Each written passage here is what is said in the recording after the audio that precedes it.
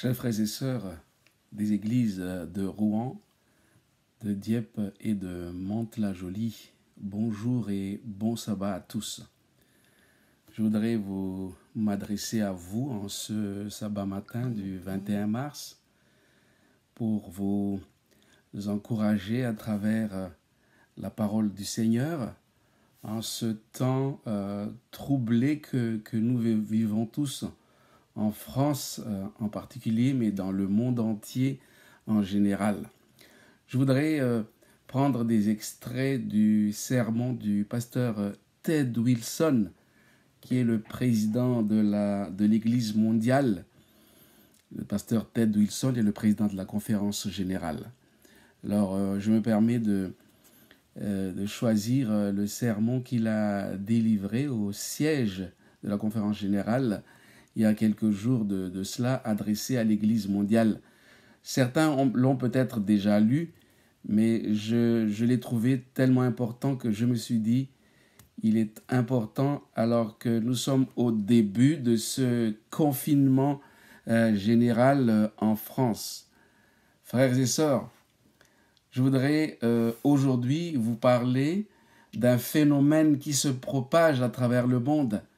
Une situation qui évolue si rapidement que les gens de partout se demandent ce qui peut être fait pour arrêter ce coronavirus non invité, indésirable et potentiellement mortel, connu comme Covid-19.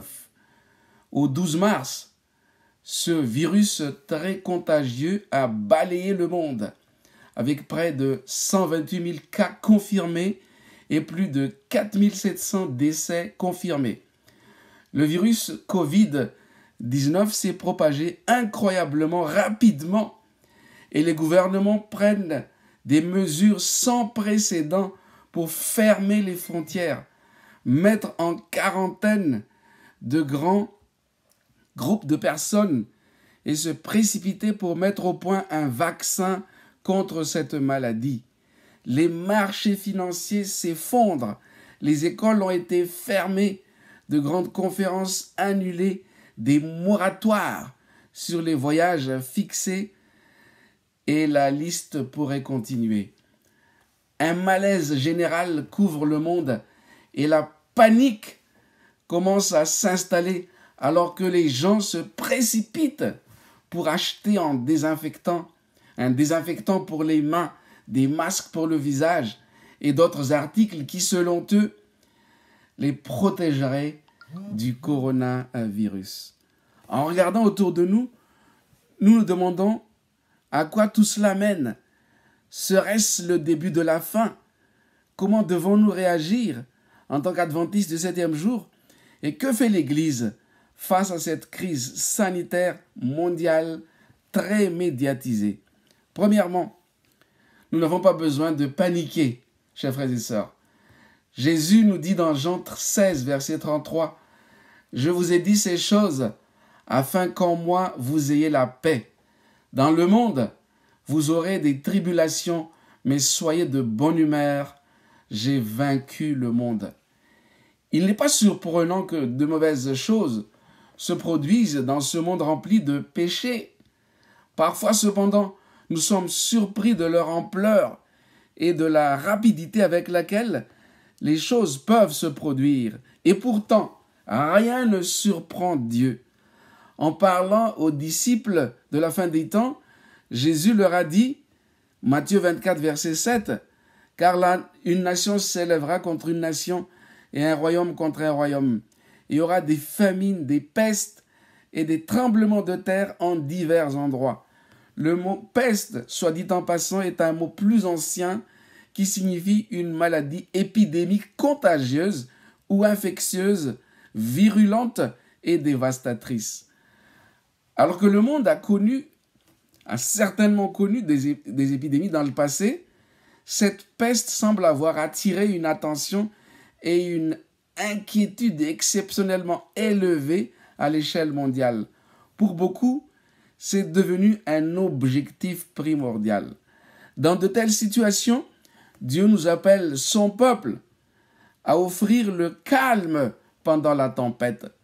Nous devons être des ancres de stabilité et des piliers d'espoir en ces temps de crise, alors que nous attirons l'attention des gens sur la fondation solide de Jésus-Christ. De quelle manière pratique pouvons-nous procéder? Permettez-moi de décrire 3 étapes importantes. Premièrement, assurons-nous d'avoir la paix avec Dieu. Confessez-lui tous les péchés que vous pourriez avoir cachés dans votre cœur et acceptez le pardon qu'il offre librement à tous.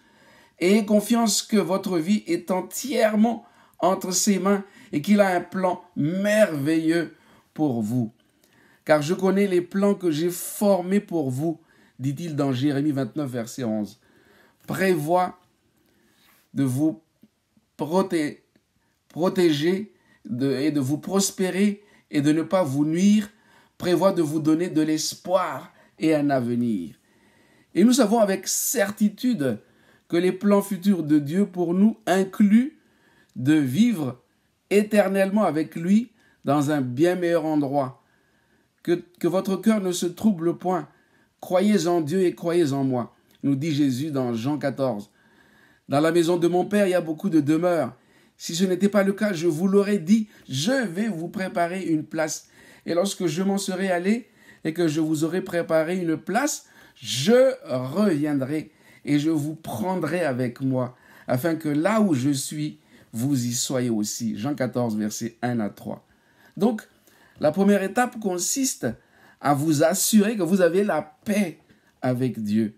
Dans Isaïe 26, verset 3, nous lisons « Tu le garderas dans une paix parfaite, dont l'esprit est resté sur toi, car il a confiance en toi. » Dans 2 Timothée 1, verset 7, l'apôtre Paul nous dit « Car Dieu ne nous a pas donné un esprit de timidité, mais un esprit de puissance, d'amour et de sagesse. » Voilà la première étape. Deuxième étape, adopter un mode de vie sain, un style de vie sain. Non seulement Dieu promet un avenir, une vie meilleure, mais il veut que nous jouissions d'une bonne santé ici et maintenant. De nombreux chercheurs et professionnels de la santé ont reconnu que l'un des meilleurs moyens d'éviter d'attraper ce coronavirus ou tout autre virus est de développer un système immunitaire sain grâce à de saines habitudes de vie. Les adventistes du 7e jour sont connus pour vivre sainement en suivant les merveilleux principes de santé décrits dans la Bible et dans les écrits d'Ellen White. Vivre sainement comprend une bonne nutrition grâce à une alimentation à base de plantes bien équilibrées, avec beaucoup de fruits et légumes frais, noix, graines et grains entiers, et en évitant les graisses et les sucres élevés qui détruisent le système immunitaire. Faire de l'exercice régulièrement à l'air frais et au soleil est également un aspect très important d'une bonne santé et peut grandement améliorer notre système immunitaire. Boire beaucoup d'eau est non seulement rafraîchissant, mais vital pour maintenir une bonne santé. Il est important de boire au moins 6 à 8 verres d'eau par jour. Rester à l'écart des substances nocives telles que l'alcool, le tabac, les drogues illicites et la caféine, qui est également essentielle pour maintenir une bonne santé et lutter contre les maladies. Un autre élément vital pour une bonne santé est de se reposer convenablement, consistant en au moins 7 heures ou plus de sommeil par nuit. Enfin et surtout, c'est la confiance en Dieu.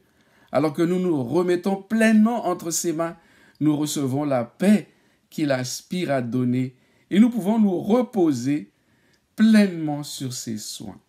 Troisième étape, partager ce que vous avez avec les autres frères et sœurs. Bien que nous ne voulions certainement pas être porteurs du virus Covid-19, ne serait-ce pas merveilleux si nous pouvions être des agents d'espoir et de guérison dans le monde entier? Soyez un témoin de la stabilité spirituelle et de l'espérance pratique en aidant les autres à être en paix. En cette période de crise, alors que les gens se paniquent, se demandant ce qui va se passer ensuite, quelle opportunité nous avons de partager le message de Dieu avec nos proches, amis et connaissances, voisins et collègues, camarades de classe et même des étrangers que nous rencontrons. C'est une période d'ouverture, car les gens recherchent et aspirent à des réponses que seul Dieu peut fournir. Je vous encourage à pratiquer les principes de santé dans votre propre vie, puis à les partager avec les autres. Montrer comment une vie saine peut grandement améliorer notre système immunitaire et aider à prévenir les maladies. Puis, plus important encore, Dieu nous appelle à partager sa vérité, la vérité sur Jésus et son retour prochain. Nous pourrions être surpris du nombre de personnes intéressées par ce que la Bible a à dire, en particulier sur les scénarios de prophétie et de la fin des temps. Il existe plusieurs bonnes ressources où vous pouvez trouver d'excellentes études bibliques, un bon point de départ, et avec les guides, il est écrit, études bibliques, il est écrit, ceux-ci sont disponibles gratuitement sur itiswritten.study, c'est une étude écrite.